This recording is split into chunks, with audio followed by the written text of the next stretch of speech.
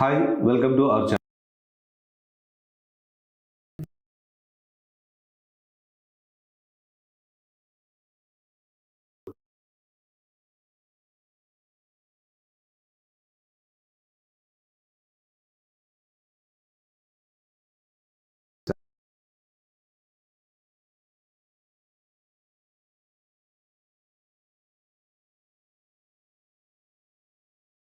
ఆమె ఎంపీగా పోటీ చేయడంలో ఉన్న ఇంటెన్షన్ ఏమిటి? ఇప్పటికీ అందరూ అంటున్నారు ఎమ్మెల్యే ఎన్నికల్లో పోటీ చేసి బాగా సంపాదించుకుంది, అందుకనే మళ్ళీ ఎంపీ ఎన్నికల్లో పోటీకి వస్తుంది సంపాదించుకోవడానికి అని అంటున్నారు. ఇది ఎంతవరకు నిజం ఉంటుంది? యా ఒకటి మీరు అన్న దాంట్లో ఏంటంటే బరలక్క అని సామాజిక మాధ్యమంలో పేరేం పెట్టుకోలే, ఆమె పెట్టుకుంది ఆ పేరు బరలక్క అని. ఆమె ఇష్టపడింది కూడా ఆమె మెన్షన్ చేస్తుంది. ఎవరైనా బరలక్క అంటే కొంచెం కొన్ని సందర్భాలు ఇలాంటి సందర్భాలు కొందరు వ్యతిరేకిస్తారు. నాకు ఆ పేరు ఎందుకంటే నాకు ఒరిజినల్ పేరు ఉందంటే ఏదో అంటారు, కానీ ఆమె ఆ పేరుని యాక్సెప్ట్ చేసింది, ఎంజాయ్ చేస్తుంది. సో అది ఆమెకి వెళ్ళిన అభ్యంతరం ఎవరికి లేదు. సో వాట్ ఎవర్ ఆ పేరే ఒరిజినల్గా అయితే కర్ణే శిరీష అలియాస్ బర్లక్క. ఆమె పోటీ చేయడం అసలు మీరు అన్నట్టు దీంట్లో ఆమె రెండు సంపాదించింది. ఒకటి ఇది పేరు బాగా సంపాదించింది, రెండోది డబ్బులు సంపాదించింది. ఇది సంపాదించిందా లేదనేది మనం ఒక క్లారిటీ కూడా చెక్ చేద్దాం. వాస్తవానికి డిగ్రీ ఏదో చదువుకొని ఉద్యోగ ప్రయత్నం చేస్తే రాలేదు. సరే ఉద్యోగ ప్రయత్నం ఎంతవరకు చేసింది? నేను గత కాలంలో మన బీఆర్ఎస్ పాలన టైంలో ఉద్యోగ నియామకాల పరీక్షల్లో కొంచెం అవకతవకలు జరగడం, నిరాశ చెందడం అనేది జరిగిన మాట వాస్తవం. అది వేరే అంశం, డిబేట్. అయితే మాకు రాకపోవడాన్ని వెంటనే జనరల్గా ఏంటంటే మన తెలంగాణ సమాజంలో కొందరు అదృచ్ఛికంగా ఉద్యోగ ప్రయత్నాలు చేస్తూనే వ్యక్తిగత కుటుంబ నేపథ్యం కానీ, కుల వృత్తిని కానీ, కుటుంబ వృత్తిని కానీ, లేదా ఏదో ఒక వృత్తి చేస్తుంటారు. అవకాశం వచ్చినప్పుడల్లా ఎగ్జామ్ అయితే రాస్తుంటారు, ఎగ్జామ్ను వదలరు. అంటే అఖండోద్దిగా కోచింగ్ తీసుకొని దానికే ప్రిపేర్ అవుతూ ఉండేవాళ్ళు కొంతమంది తరహా ఉంటారు. కొందరు సరదాగా రాస్తుంటారు, ఒక రాయేస్తుంటారు, అటు వస్తుంది పోతే పోయింది, ఒక అటెంప్ట్ చేద్దాం అనేటువంటి ఉంటారు. దాంతోపాటు ఏదన్నా రిజర్వేషన్ అంశాలు కలిసి వచ్చడం కానీ, ఎగ్జామ్ ఈజీగా వచ్చే అంశాలు కానీ వస్తే మనకేమైనా లక్కీ దొరకపోయిందా అనే ఒక ఆలోచన కూడా ఉంటుంది. సరదాగా రాస్తుంటారు. నేను కూడా అలాంటి రాసిన వాడిని. అంటే సిన్సియర్గా సీరియస్గా ప్రిపేర్ అయిన అవకాశం ఉండదు. మనకు రాదనిపిస్తుంటుంది, కానీ ఏం రాస్తాం లే అంటే అయ్యో చూద్దాం ఎందుకైనా మంచిది అని ఒక ఏంటంటే చిగురు ఆశ. అట్లా చాలామంది అటెంప్ట్ చేస్తుంటారు. సరే ఏ కారణం చేత రాకపోవచ్చు. రాకపోయినా మన కుల వృత్తినో లేదా మన వ్యవహారికంగా మనం చదువుకున్న ఏదో ఒక చాయిస్ మీద కాన్సన్ట్రేషన్ చేస్తూ వెళ్ళడానికి ప్రయత్నం చేస్తుంటారు. రాకపోవడాన్ని కారణం ప్రభుత్వ వైఫల్యం మీద కొందరు నిందలేస్తుంటారు. తమకు వ్యక్తిగత ప్రతిభ లేదని మాత్రం అనుకోరు. ఎందుకంటే ఇప్పుడు ఉద్యోగం ఇచ్చిందంటే ఒక నోటిఫికేషన్ ఇచ్చింది, ఒక 1000 అప్లికేషన్లు 1000 వేకెన్సీలకు ఇస్తే 1,00,000 మంది అప్లై చేస్తారు. 1000 మందికి ఉద్యోగ అవకాశం ఉంటుంది, 9,900 మందికి అవకాశాలు ఉండవు. అలాంటప్పుడు వీళ్ళంతా కూడా ఎవరిని నిందిస్తారు? అంటే వాళ్ళ ప్రతిభ లేకపోవడం, లేదా ఈనాటి ఉన్న రాజకీయ సమకాలిక పరిస్థితుల ప్రకారం రిజర్వేషన్ల విధానంలో కొంచెం అది ఎంతవరకు సమంజసం అనేది మన చట్టపరంగా జరుగుతుందని విమర్శించే అవకాశం లేదు. సో అలా కూడా రాకపోవడం, చాయిస్ రాకపోవచ్చు. అంత మాత్రాన ప్రభుత్వం వల్లనే రావట్లేదు, ప్రభుత్వం ఉద్యోగం ఇవ్వలేదు అనే ఆలోచన ద్వారా ఉండడం అనేది అంటే అది ఒక రకంగా ఏంటంటే తమకు చేతకంతాన్ని ఇతరుల మీద రుద్దడంలాగా ఉంటుంది. సో అదొక తరహా. ఇట్లా ఈమె ఏదో ఉద్యోగం ప్రయత్నం చేస్తే రాలేదు అని, కొన్ని ఎగ్జామ్స్ రద్దయినాయని ఊరికి వెళ్ళి వాళ్ళ పని కోసము వాస్తవానికి దీని మీద చాలా రకరకాల వాదన అనిపిస్తుంది. ఆమె బర్రెలు వాస్తవానికి లేవు, ఎవరియో బర్రెలను చూసుకుంటుంది. అందుకే నైబర్హుడ్ ఉంటుంది.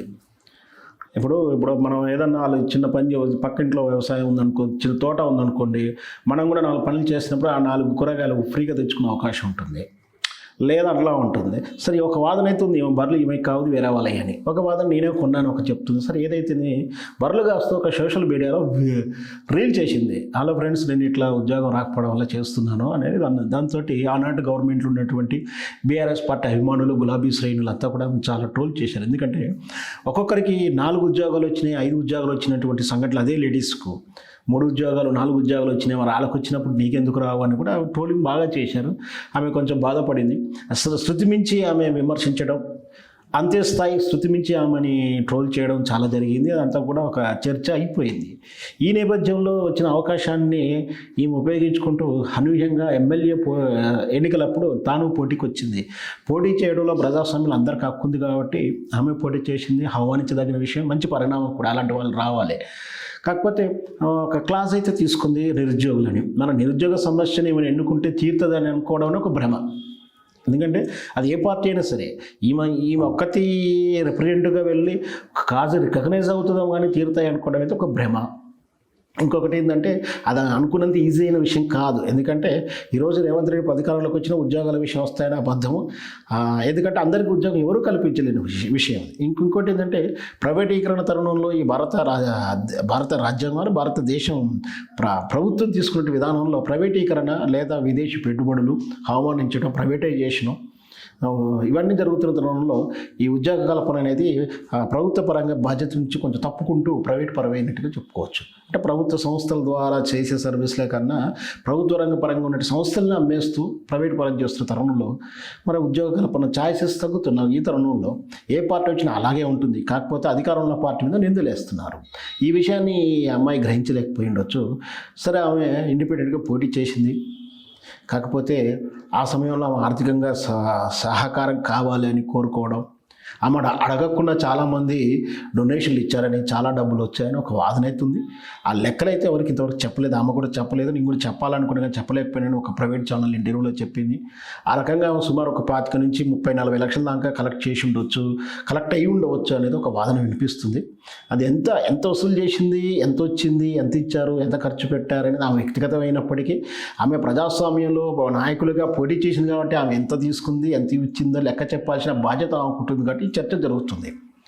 నన్ను ఎవరు అడగడానికి మీరెవరు, నేను కష్టాలు ఉన్నప్పుడు వచ్చారా, నేను కష్టాలు ఉన్నప్పుడు నువ్వు ఇచ్చావా అని అడగడానికి ఆమెకు వ్యక్తిగత హోదా కాదు. అది కేవలం ప్రజల తరపున, సామాన్య ప్రజల తరపున ప్రశ్నించే ధోరణిలో నువ్వు ఎన్నికల్లో పోటీ చేస్తున్నప్పుడు సోషలిస్టులు కానీ, సామాజికవేత్తలు కానీ, రకరకాలటువంటి న్యూట్రల్ వ్యక్తులు, అంటే ఒక మంచి సామాజికవేత్తలు, ప్రొఫెసర్స్, విదేశీ లాయర్లు, డాక్టర్లు అందరూ కూడా ఆమెకు నైతికంగా సపోర్ట్ ఇస్తూ ఆమెకు ఇంతో అంత ఎన్నికల ఖర్చు స్పాన్సర్ చేసిన విధానం చూసి. ఎందుకంటే ఎన్నికల్లో మామూలు వెహికల్స్ తిరిగినటువంటి నాయకులను చూస్తే ఆ ప్రచార సరిలో వాడినటువంటి క్యాన్వాయ్ కానీ, కాస్ట్లీ వెహికల్స్ కానీ ఆమె పెట్టినటువంటి విధానం చూస్తే సో వాట్, ఆమెకి ఆర్థికంగా అంటే సపోర్ట్ వచ్చింది అని చెప్పుకోవచ్చు. ఆమె సొంత కారు కాకపోవచ్చు, కానీ ఆర్థికంగా మంచి మంచి కార్లలోనే ర్యాలీగా తిరిగిన వీడియోస్ కూడా మన సోషల్ మీడియా చూసాం. మరి ఎంత సంపాదించిందా, లేకపోతే ఎంత వచ్చి ఎంత ఖర్చు పెడితే ఎంత మిగిలింది అనేది ఆమె వ్యక్తిగతం కాదు. ఇప్పుడు ప్రజలకు రెస్పాన్సిబిలిటీ, ఎందుకంటే ప్రజలు ఇచ్చిన డబ్బు కాబట్టి ఆమె లెక్క చెప్పాల్సిన బాధ్యత ఉంది. కానీ అది చెప్పట్లేదు కాబట్టి చాలామందికి అనుమానం ఉంది. నిజమే కావచ్చు, అబద్ధం కావచ్చు, ఏది జరిగినా కూడా మనకు అక్కర్లేని ముచ్చట కానీ వదిలేస్తే ఇప్పుడు మళ్ళీ ఎంపీ ఎలక్షన్లు మళ్ళీ పోటీ చేస్తుంది అని ఒక వార్త వస్తుంది. సేమ్ కాజు, మళ్ళీ అదే కాజు మరి నిరుద్యోగుల తరపున అంటుంది. మరి ఆమెకు వచ్చిన ఓట్లన్నీ అంటే ఆమె చుట్టూ ఉన్నటువంటి జనాభా కవరేజీ, గ్లామర్ని కవర్ చేసుకోవడమే తప్పించి ఓటేసే వాళ్ళు తక్కువ అంటారు. ఆ వచ్చిన ఆ కాన్స్టిట్యూషన్ ప్రజలు కాదు, ఆమె చుట్టూ ఉన్నది వేరే కాన్స్టిట్యూషన్ వాళ్ళు, అంటే వేరే దగ్గర ఓటు హక్కున్న వాళ్ళు ఇక్కడికి వచ్చి తిరిగారు. మరి ఇక్కడ ఓటు హక్కున్న వాళ్ళు తిరిగిన దాంట్లో ఎంతమంది వేశారు? ఎందుకంటే మనకి ఈ సినీ గ్లామర్ కానీ, సెలబ్రిటీ హోదా కానీ ఉన్న వాళ్ళు మీటింగులకు అటెండ్ అవుతారు, లేదా చూస్తానికి జనం వస్తారు, కానీ ఓటేసే వాళ్ళు ఎవరయ్యారు? అలా వచ్చిన వాళ్ళు లక్షలాది మంది, వేలాది మంది ఓటేసేది ఉంటే ఎప్పుడో చిరంజీవి గారు ముఖ్యమంత్రి అయ్యేవాడు, పవన్ కళ్యాణ్ కూడా ముఖ్యమంత్రి అయ్యేవాడు. వాళ్ళ కాన్స్టిట్యూషన్లో వాడు ఓడిపోయేవాళ్ళు కాదు. అసలు వాళ్ళు కనీసం డిపాజిట్లు కూడా రాకుండా ఎంత ఘోరంగా ఓడిపోయిన సందర్భాలు కూడా ఉన్నాయి. అంటే ఈ గ్లామర్ అనేది చూస్తానికో కవరేజ్కో పనికొస్తుంది, కానీ ఓటు వేయడానికి అంటే వీళ్ళంతా కూడా వాడుకున్నారు. చూస్తానికి పనికొస్తారు, కానీ ఇప్పుడు చాలా వరకు చెప్తుంటారు పెద్ద పెద్ద వాళ్ళని చూస్తే పిల్లనిస్తానికి ఇస్తావారంటే నాకు ఇయ్యరంటారు. రాజకీయ నాయకుడు పిల్లనిస్తామంటే ఇయ్యరంటారు. ఎందుకంటే వీళ్ళు సేవ చేయడానికో మీరు చూస్తానికి పనికొస్తారు, కానీ మా ఇంటి మనిషిలా పనికిరారు అనే ఉద్దేశం ఉంటుంది. సో ఆ తరహా కానీ ఈ సెలబ్రిటీసు, ఈ సినీ గ్లామరు, ఈ పై పొంగులనికి వచ్చినటువంటి పేరంతా కూడా ఎన్నికల్లో గెలిపించుకోవడానికి ఉపయోగపడకపోవచ్చు. అందుకనే బర్రెలకు కూడా ఓటు శాతం చాలా తక్కువ వచ్చింది, పవన్ కళ్యాణ్ కూడా తక్కువ వస్తుంది. సో మళ్ళీ ఎంపీగా ఏమన్నా మరి అభివృద్ధి చెందుతుందా ఇట్లా? ఎందుకంటే నిజాయితీ పరులు లేదా ఈ స్టాచ్ ఉన్న వాళ్ళంతా కూడా చూసుకుంటే జేడీ లక్ష్మీనారాయణ గారు పోటీ చేశారు, జయప్రకాష్ నారాయణ గారు పోటీ చేశారు, ఏకంగా పార్టీ పెట్టారు. ఇప్పుడు జేడీ గారు కూడా పార్టీ పెట్టారు.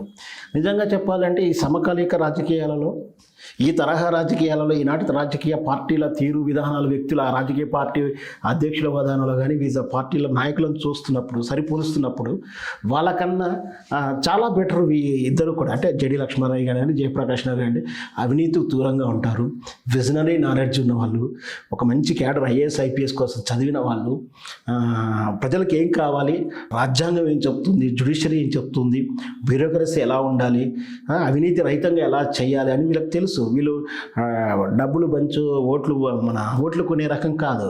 మరి ఇంత నిస్వార్థ రాజకీయ నాయన్ని ఎన్నుకున్నారా ఈ ప్రజలు ఎప్పుడన్నా? ఒక జయప్రకాష్ నాయుడు తప్పించి ఎవరు గెలవలే, అది కూడా ఒకసారే గెలిచిండు. అంతకు మించినటువంటి నిజాయితీ పరులాలయమే మరి గెలిచే అవకాశాలు ఉన్నాయని నాకు అనుమానం. సరే, ఏదైనా సరే ప్రజాస్వామ్యంలో ఈ వండర్స్ జరగడం సహజమే. ఈమె పోటీ చేయడం ప్రజాస్వామ్యపరంగా ఆహ్వానించాలి. ఆమె చెప్తున్న కాజు పట్ల ఈమెకి ఎంత అంకితం ఉంది, ఈమె చేసినటువంటి మాటలు ఎంతమంది ఈ విధంగా నమ్ముతారు. ఎంపీ స్థానం అంటే మాటలు కాదు, ఒక 6, 4, 5 అసెంబ్లీ కాన్స్టిట్యూషన్స్ ఉంటాయి. అంటే ఇప్పుడు అందరినీ కన్విన్స్ చేయగల సమానాయము ఎజెండా ఉండాలి అందరికీ. ఒక కాన్స్టిట్యూషన్ ఎజెండా వేరు, ఇంకో కాన్స్టిట్యూషన్ ఎజెండా వేరుగా ఉంటుంది. ఈ పోటీ రాజకీయాల నుంచి ఈ విధంగా పోటీలో చేసి గెలిచి ఎంతవరకు ఓట్లు తెచ్చుకుంటుంది, మరి గెలిచే వాళ్ళను చీల్చుతుందా ఓట్లు, ఓడే వాళ్ళకి సపోర్ట్ చేస్తుందా, ఏం జరుగుతుంది అనేది రిజల్ట్ వచ్చిందని చూడాల్సిందే. ధన్యవాదాలు శ్రవణ్ కుమార్. థ్యాంక్ యూ అండి.